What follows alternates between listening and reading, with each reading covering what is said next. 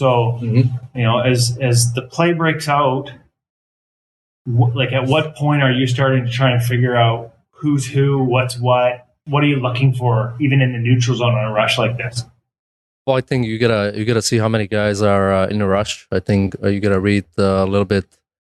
When you look at the picture, and as a goalie, it's our power play. I know we only have one defenseman out there. We have forwards coming in, and forwards defending is different than you have defensemen. So sometimes, you gotta read it a little bit differently. But if we keep going over here, okay, so that's Mika there. Yeah, and then you got Brett coming in here. Kind of 2 guys on 1, and then from 3 on 3, it's 2 on 1. When you look at this, like you've identified this early, we see your options here. Your stance, you're like a lot of guys on a rush chance might be out and retreating. What's your approach? I am too, but I just don't want to give up. The backdoor play too much. So with me being 5'11", I don't have the luxury to kind of be more out and then try to go to the back door. I'm trying to maybe a little bit cheat here on a back door. So I'm a little bit deeper on a guy with a puck. So, and then I'm trying to get to the back door right away after. Is there anything about him that is there anything about these two that lets you anticipate that? Well, he's on his back end.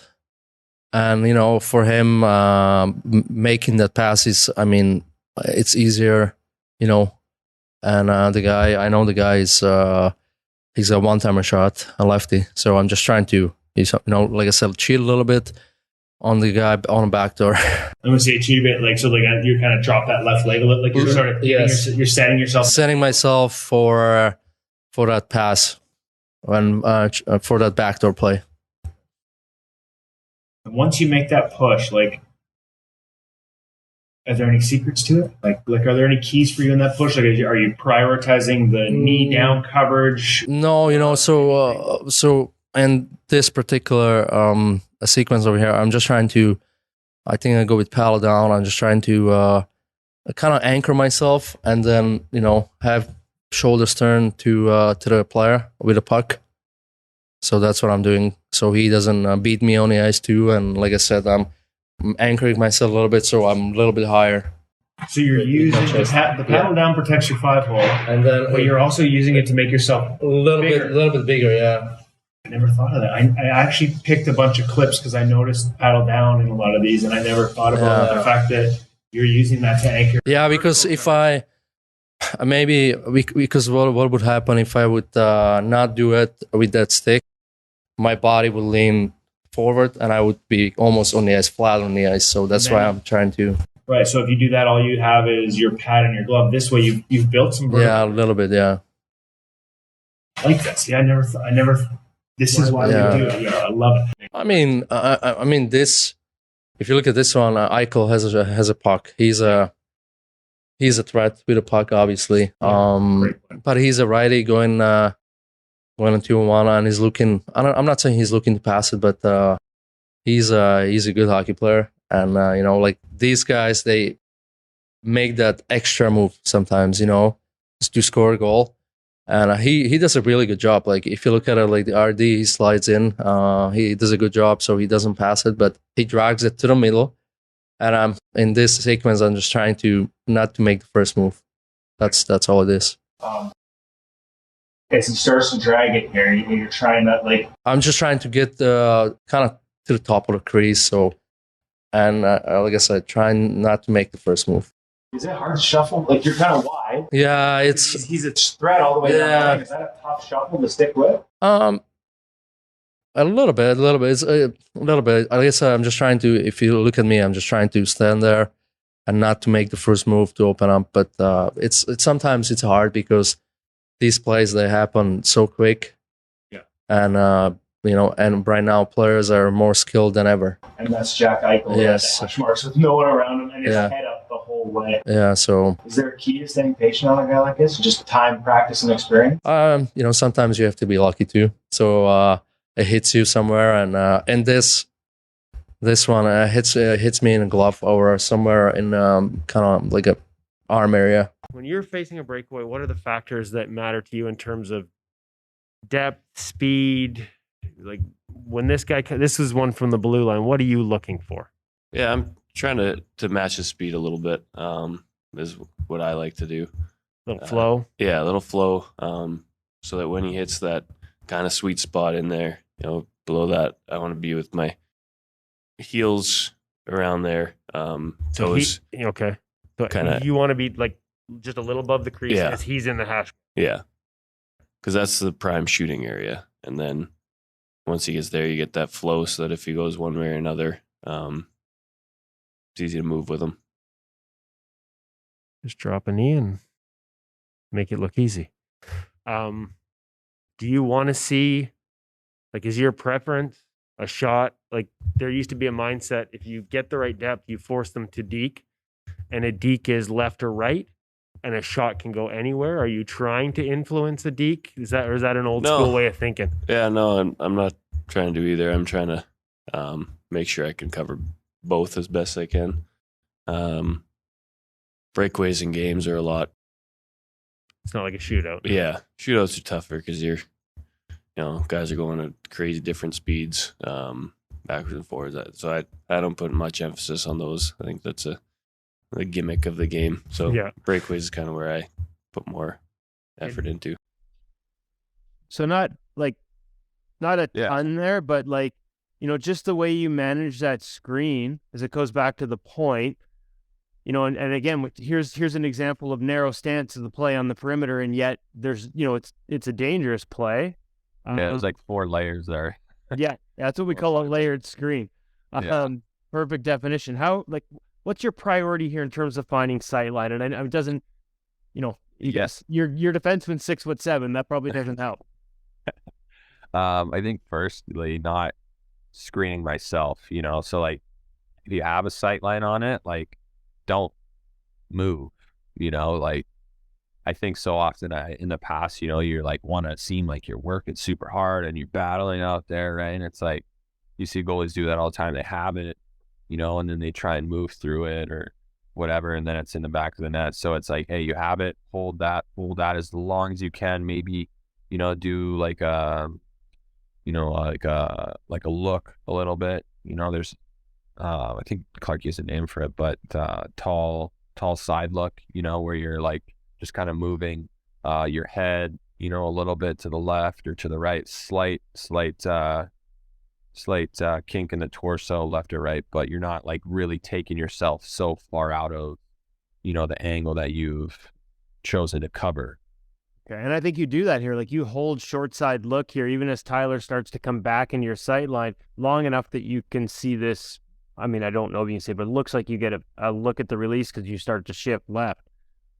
Yeah. I don't know if that got tipped as well from that guy.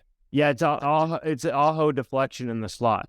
Yeah. I think I kind of also read that, okay, there's a guy who's a player, right? Like, and this team obviously like highly skilled, works super hard. Like they're a team that like passes up like grade A shots for like better grade A shots, so that's something you're just cognizant of. But yeah, you see the release, like have that sight line, able to manage that tip fairly well. I don't think it was a super hard deflection, so wasn't ideal placement of the rebound, but we have that guy coming on back through the middle there, and we have support, so they took care of it. Hey, one last question on this one. We move on, but just as I rewind it back here, depth and the decision to sort of stay sort of toes on the edge of the creases that plays on the perimeter. We do see goalies at times, when they can't find a puck or when there's so much traffic, and like you said, this is a pretty good layered screen. Goalies will retreat and just sort of sink. Is that an important lesson here to sort of, because you're out there, you've got angle on that deflection. For sure. That's so important. I think I was even guilty of that before this year as well. I don't know why we do that. I think just when we don't see the puck clearly, like we just want to take, we want to give ice back a little for some reason and maybe get wide and seal the bottom of the net. If anything else, I don't know. But yeah, I think this is the appropriate depth for this play, especially with, a screen and deflection risk. As this is coming down, you can see right here that he's already looking past. That's crucial to know right away. Most guys who are shooting, they don't look for an early pass. And I mean, he's passing just inside the blue line. So I have time to get my eyes on the next guy, which is Backlund here. And he's a lefty, so I know I can stay on my feet. It's not a downhill pass. So I take as much angle as I can. And now you can see how he's looking for shot now. He's not looking for pass. That blade's not turned over. His eyes are still on me. So now you can kind of feel where he's committing. And at this point, I've baited him blocker a little bit because I have held my ground on my glove side. And he looks like he's releasing blocker. So I just kind of lean into it. Okay. I gotta peel back a layer there a little bit. When you say baiting blocker, it's the lost art. What do you are you, what does that mean to you when you say baiting a guy blocker? Because it is a bit of a lost art, Connor. Yeah. I just mean like I have held my ground on my glove side so well that, and as he kind of forms down the ice a little bit there, I know my next move, I have a little bit of room. I'm a little bit off position here, to be honest. And I have room to get in position on my blocker side. So I don't really have to react a ton with my glove. It's going to be mainly a right half of my body reaction. Okay. Is there anything about a left-handed shot coming down that wing that tends towards the short side, or do a lot of guys like to pull that shot? Like, what do you see from him that allows you to read blocker side, other than the fact you're showing it to him? I mean, in order for him to go glove, he has to turn his shoulders and turn his body over, which he hasn't done a whole lot. Okay.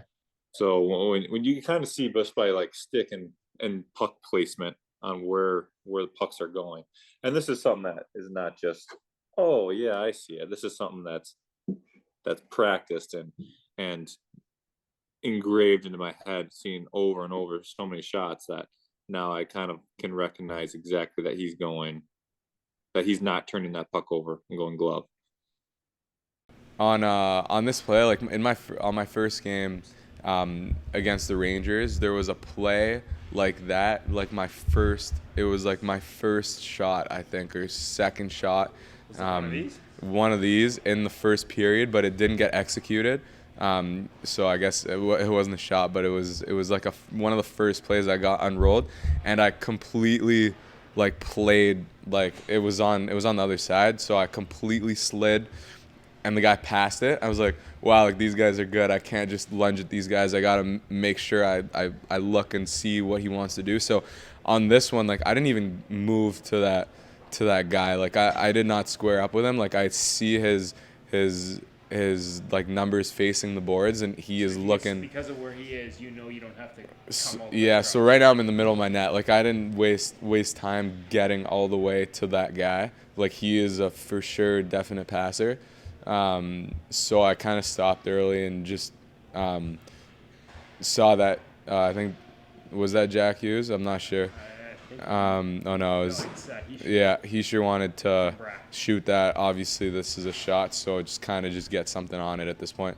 But yeah, I didn't play that pass fully, so you could see I'm in the middle of my net and I have time to look at it still. And like I tracked this in pretty well because I had early eyes on his blade. Like I'm just looking at where he wants to put this, and I'm just kind of moving my glove into like that area where he's kind of showing. Yeah, that's pretty. Thanks. What are you looking for pre-shot face-off, right? Like, are you thinking about what-handed guys are you aware at this point just who's who on the ice just based on experience, James? Or are you trying to be like, hey, this guy's not a 1T option on this side? Like, what type of information are you trying to process before this puck goes down? Yeah, I mean, before every game, obviously, there's a face-off meetings and whatnot, and I also have a conversation with one of our coaches, just kind of going over their team and different tendencies and stuff like that. So I have an idea of what they present and and face-offs. Like some teams, they'll run a ton of face-off plays. Some teams won't and whatnot, right? So you kind of have a general sense. And then, pre face-off, I'm always looking to see if it's the first time. I'm always looking to see if this guy's a one-timer, right? On the point? On the point, because I probably do it too much and my wingers get annoyed at me. But if it is, I'll always yell at this guy, like, just so you know, that way he can get a jump if they lose a draw and it's going over to him, right? And so you're relying on him to close that down and make sure he's out on that point, especially if it's a 1T. Yeah, just making sure. I mean, he knows his job probably, but I mean, we goalies are crazy, right? So I'm always trying to help the guys out, which helps me out too, right? So obviously on this play, I recognize it's not a one-timer, so that takes that scenario out. But you've always kind of got an eye of what's going. And here, honestly, there's a little bit of traffic from my D-man. This guy's probably blocking my vision a little bit, but I know that guy's there. I think is that Marchie? I'm not quite sure. 83 or 87. It's hard to see out here. Yeah. And so obviously I know he can kind of curl and shoot, so I'm trying to play him Marchie's honest. shooter. Sorry, sorry, Marchie. Yeah. And so I know he can curl and shoot. He's got a good shot, so I'm trying to play him pretty honest. Stay at the top of my paint. Is that the reality at this level? Like even if that pass ends up going, if you cheat to that at all, these guys will just turn and. Well, yeah, you just don't know what he's thinking. He might see that guy, but Marchie's a shooter, so he might want to pull it to his forehand and zip it. And so obviously he can do it pretty quick. And so I'm playing him pretty honest. Then obviously now I see he's going to pass, and I just try and come down on it, rotate, and get over on my feet. We worked a lot on this year trying to stay on your feet, and you can kind of make plays from there. There's that rotation. Mm-hmm. In a perfect world, I can criticize myself, but I mean, at the end of the day, I got there on angle and with medium depth, I'd say, and was able to get my body in the way. Okay, so I'm a little curious. Perfect world, what would you criticize? I would have liked to be a little more on top of my crease, and I kind of open up and my lead leg. I could have kept my lead leg in a little more and come across probably with a little more speed, and that would allow me to have a little more depth. So there's some similarities there once it comes up there. So we'll just walk through. I'll wait till it gets up to. So again, as Barzal grabs this, mm-hmm. and you're recovering, what types of things are you looking for as he starts to get fancy at the top of the? Honestly, right now with so much traffic and it's Barzal, you're just playing him so honest. You're just desperately trying to find an angle to see the puck, because obviously he's one of the most dangerous players in the game, and so you got to see it. Now it's less panic because traffic is starting to disperse a little bit, and he's not in the scoring area, so you're a little more upright, and you're kind of probably scanning the ice a little bit. But again, he's such a good player. You're dialed on him. So on the traffic forces you to sort of look. I can see. It'd be great if we had it behind the net. We don't. But it looks like you're having your own guy probably having to look short side, which makes mm-hmm. the path a little further, but allows you to probably see the pass. Yeah. Is that key? Like even though you're moving away from where the puck goes, by keeping eyes on the short side and keeping, at least you can see that he's passing at this point. Is that the most important thing? Is finding that puck up here to see what's happening next, even if it means you're moving away from off angle or awkward? Yeah, for me, that was the biggest change. Not the biggest change. The biggest thing I noticed coming from the AHL to the NHL is just the fact that you can't see the puck, and so you have to be uncomfortable, not going for little half seconds where you don't see it, but obviously just fighting to see the puck. Because if you can see it, then you can do something, right? If you don't see it, guys have open nets, right? So whether it's coming off angle a bit or leaning, you always want to try and stay in your foundation, but whatever you can to see the puck. Okay, so this is another good player on the other end of this pass in Brock Nelson with a lot of time and space. Mm-hmm. Just walk me through what you see as you make this read across. Yeah, so I see the pass. I don't even know if I see the puck, but I see the release off his stick. And so, kind of similar to the other ones, I just try and come down on it and get rotation and come across and get set. Obviously, I'm a little late, and I probably don't even necessarily see exactly where that guy was. Maybe I did. I'm not quite sure. But again, you talk about rotation and eyes. Like even though, like you said, you're not up, but seeing that release gives you a chance every time. And the fact you get square to it improves those odds. That improves my odds, and I'm on my feet. If again, I'm probably pretty deep here. but I'm not necessarily on my goal line. But I'd say it's the shallow end of medium depth. But again, I got there on my feet and I had good rotation. And I mean, I could be a little better on angle per se, but I was just, again, give myself a chance because I got there on my feet with decent rotation and a chance to react. I mean, that's like you're not just getting there and blocking, like you're reacting up into that puck and controlling a pretty dangerous shot. Yeah, like if you with traffic. Yeah, if you slide to him, I mean, then I think he's licking his chops because you made the first move. You know, now he can make that read, or he can hold on to it and slip it back door. But you get there on your feet, it makes it definitely harder on him. So I didn't realize I had this angle. Nice. I said I wish I had this angle, but this is where you've got to make that decision. Even though the threats, he's not a shooting threat probably. The threats are in the middle of the ice. Yeah. You need to go away from the middle of the ice to prioritize. Yeah, so it's perfect. Pro read. Perfect. So yeah, but that's the mindset there. I got to see this first and foremost. Yeah, so there you go. I'm shifting left to try and see it right as he's passing it. So there you go. That's why I was late. But then I probably see the puck right through there a half second, and so that's why I was late coming over. But the fact that I was still saw it and was able to get there on my feet, you know, now that gives me a chance. If this guy obviously presented his stick back door, and so it would give me an option to get even a desperation push if need be, if I get a bad read off the release. If it had gone back. Yeah. Now, is that different if that's not Brock Nelson, if that's a 1T option? Is that maybe a slide scenario? Yeah. Probably if it's a 1T. I mean, again, I'd try and get there on my feet as much as I can because I just think it's just a way better opportunity if you're on your feet. But you know, some people are more comfortable on their knees too. But just getting over there and getting set is the name of the game for myself. So, like I just said, a lot of the desperation happens when you make a bad read. And I think so what's bad about this read? And in that for situation, you do know that. Notice that I took the turnover. Yeah, I clipped out the puck handling turnover that preceded this. You're gonna turn the puck over. You got to make the save. Yeah. But this is like this is Stützle loaded up, head up, like time and space. Like what's the? I think ideally I'd like to be in an overlap. Okay.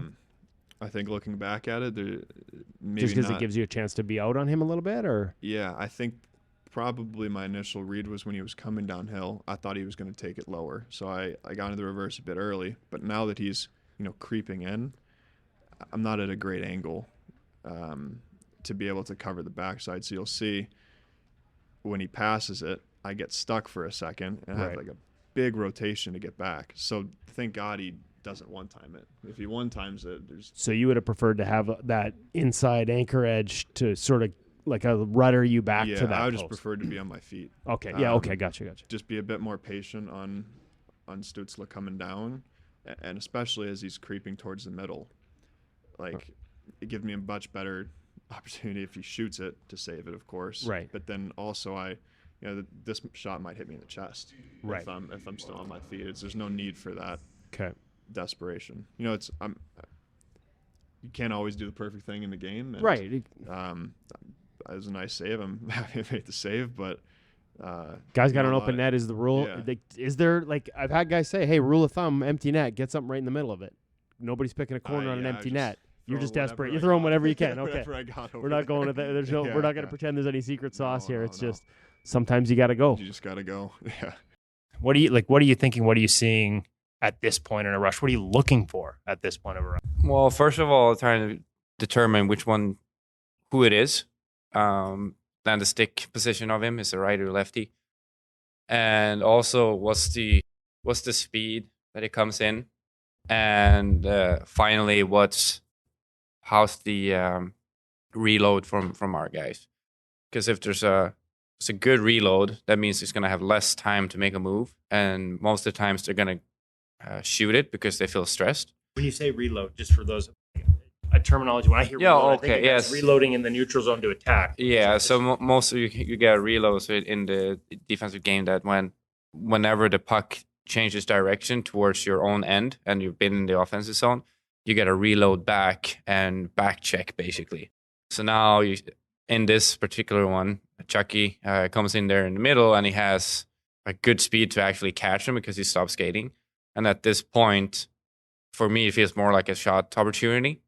as he's preloaded, and then the stick comes in from him, so I don't have to be worried as much that he's gonna actually pull it towards the middle or make a move. Okay, so as he comes into this area, what do you like? And you start to come into our screen. What do you like about your depth? What's your priorities as you see him coming in terms of managing that flow and that depth? Yeah, the same thing comes here, like regarding the depth. If he has more speed, then maybe I would be further in, or it's all about timing wise and to be at top of the crease whenever he comes down into a shooting area or scoring area. Now he shoots a little bit higher, and I can play it higher because of my reads was that he's gonna shoot it from further away, and if I stay further inside, there's gonna be more elevation of the puck, and it will be harder to put the pucks inside of the crossbar.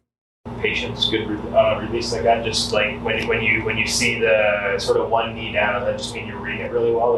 Like if you're, as opposed to a lot of guys, like they're just all like every drop is too fast. You know what I mean? Yeah, no, and it also comes down to how if there's more like a pull toe drag release kind of thing, then maybe I wouldn't have done a one knee down, just because then it opens up the short side. But now it's more of a he has to stick toward outside of the angle, and so if I bait him into shooting short side, I can play the far side a little bit more blocking, as I would say. So the only place that I need to react to is 5-hole and short side.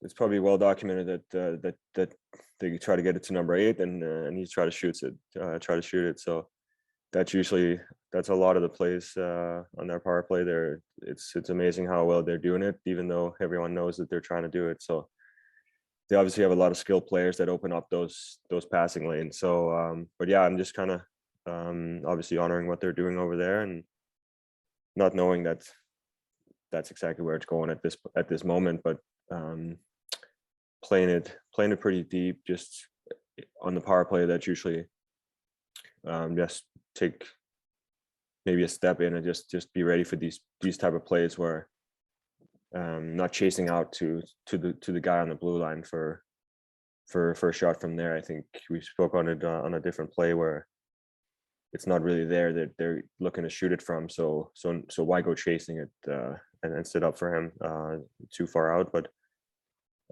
yeah, I recognize that they're passing it over to him, and I think out of the corner of my eye, I just see that he's loaded to shoot it, and I think my biggest things are just to try to get over and get set, and yeah, just stay active with the hands, and I think it goes through Pesh here on the block, but I think yeah, it ends up just going, I think, straight on the logo or something, and able to hold on to it. Now, I mean, he's got such a great shot. Is it tempting to chase ice on that, or is the key here beat it on your feet and be set versus again trying to maybe take too much ice and getting caught moving? I think so. I think it's. I mean, I've been scored on by him before, and I think I've had times where I've been kind of sliding a little bit and opening up a hole that I probably wouldn't have if I was set. And okay. I think that's just experience, just trying to give myself the best opportunity to be hit or to make the save. Okay, so last one I got to ask for every kid out there who wonders what's it like to face an OB one-timer. It comes up pretty quick. I think he'll shoot some that misses the net, and they feel like they go a little bit quicker sometimes because I think if you don't get a piece of it, it just goes right by you and around the glass. So it definitely tough to describe. Have you ever seen it? Like Holtby once told me, because he saw it in practice for all those years. He says it actually can curve off that wicked little toe hook he has. He says it can actually sort of feel like it's curving on you a little bit.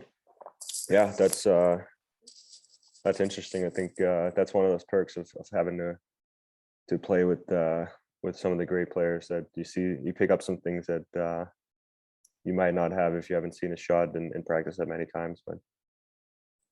Yeah, so they obviously come down with a pretty clear 2-on-1, and again, just recognize the situation as quick as possible. I think. What info are you picking up as it comes through the neutral zone? Like, what are you looking at? Handedness? What kind of things? I think in the beginning, I actually see that the player without the puck, he's a little bit ahead of him. So he's going to probably want to get some ice out and try to widen out a little bit to time it so that he can be an option instead of, becoming a little bit too close to the net. And I think I think Slavin does a hell of a job here and just cutting down that angle and kind of almost forces him to shoot. But I think just playing him honest to start with is huge for me, and trusting him that he's taking away the pass.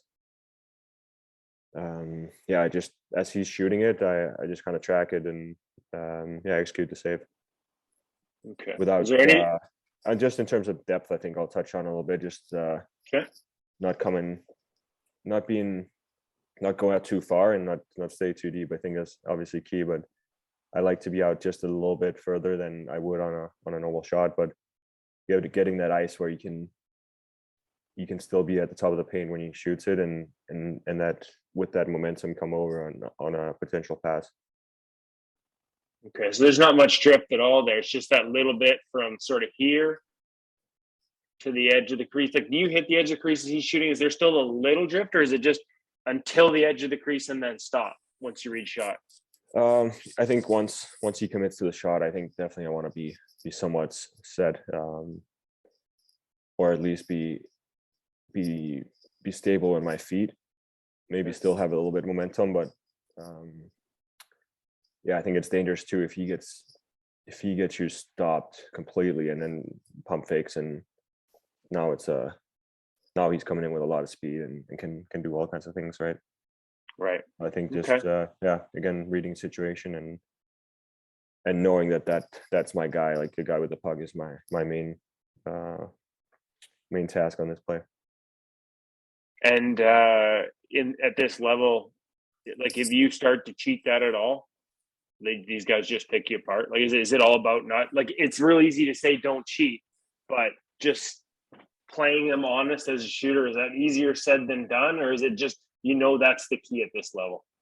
Yeah, I mean, you definitely need to anticipate things too. I think if you don't do that, you're screwed as well. So I think it's just again, it's anticipating without showing that you're thinking about other things, and I think that's just again, that cat and mouse game that's been going on for centuries in this game, and again, it's just trying to figure out what they're going to do before they do it. As you watch him, is there anything about his hands, Freddie? Anything, the way he's holding it, or anything that provides another tell, or anything you're looking for without giving too much away about a shooter that says it might be shot, or can you got to be careful not to over anticipate? I actually think here, just as you freeze it here, I think it could look like he could pass it too. He could slide it underneath his stick, right? Like, he has the blade in a way that he can pass it too, but I think he may be trying to sell that a little bit and shooting it quick. So I think, again, just recognizing as quick as possible when he's deciding to shoot it, that just to be ready for it. Yeah, I mean, initially, it kind of looks like it might be a 2-on-1 with the puck carrier and this weak side guy. And you can make the read like our second D-man is going to be back in time, so it's not a 2-on-1 clear cut. It kind of looks like both D-men are going to the same guy. So, I mean, right here, like, the one threat is going to be the weak side guy here. As he's dropping this puck, a lot of times you do have to watch for him to get it back, because a lot of times, like, I mean, you can see our D are in a tough spot here. Like, they're trying to sort it out. You're making reads off of them, somewhat trying to predict what they're going to think and what they're going to do. So as this guy gets the puck, I'm not seeing this guy that's getting the puck as a threat, really. If he shoots from there, we should be okay. And there, right when he kind of gets that puck in the position, he's kind of looking for that weak side guy. As you can see, like, our D-man actually took this guy, and he didn't really go to the net. So at that point, the two other forwards on the strong side are not really relevant. So the only real threat is going to be that weak side guy. Obviously, you got to play it, true if that guy does decide to shoot. But you can kind of anticipate this puck going to the weak side, I guess. Okay. And what do you like about how you come across on this? Do you have, like what about this says I'm coming across on my knees versus beating it on your skates? Are there different factors that go into that? Are there any sort of set rules? And again, you don't have to share them if so, but guidelines that you use on terms of when it's a slide, when it's on the feet, or is it just all feel? I mean, it's definitely feel. I think, you try to overtrain your feet. So you can try and use your feet as much as you can. But, as this guy's coming downhill, you can argue that, the pass is made, above the dot, but you can see it by the time he catches it, like he's down. By the time he's going to shoot this puck, he's probably going to be beneath the dot. Which is prime shooting. Yeah. So, it's a scoring chance where, if you go back a little bit to when this guy makes the pass, like the first thing that goes for me is my eyes. Like you can see before anything else moves, like my eyes are going first, and then I can make my read. Okay, do I have time to get my feet? Should I stay down on this puck? You're gathering information before, you decide to make your save selection. The other factor that I didn't ask you about, the fact he's a righty versus a lefty on that side, you've probably read that as he comes over the line. How does that change your approach on this one? Yeah, I mean, this would be a situation where, as he is a righty, let's say he catches his puck, a little bit higher up in the zone. That'd be a situation where you can use your feet. If the guy's a one-timer, most times, if he's one-timing this puck from here, you're going to be down. And that again is where the eyes come into play. But you can see, like, as he's not a one-timer, I use my leading edge to anchor myself, so I don't overslide, where in this case it works out because he does end up shooting back to the other way, and it's just an easy, pad save there. It's funny how easy pad save, but everything that goes into it, right? Like, yeah. Like all the process that goes into making that read. Catching your edge is important on that one. Like you can't just slide, like you said, if you keep sliding and that guy's got time. Yeah, I mean, if I don't catch my edge, like if you play it full time, like my slide's going to take me, into the trapezoid there. But again, that's early eyes and gathering information, knowing that, I did decide to take my feet there, so I have a little bit of time to kill almost, and knowing that I'm going to have to catch my edge to anchor myself.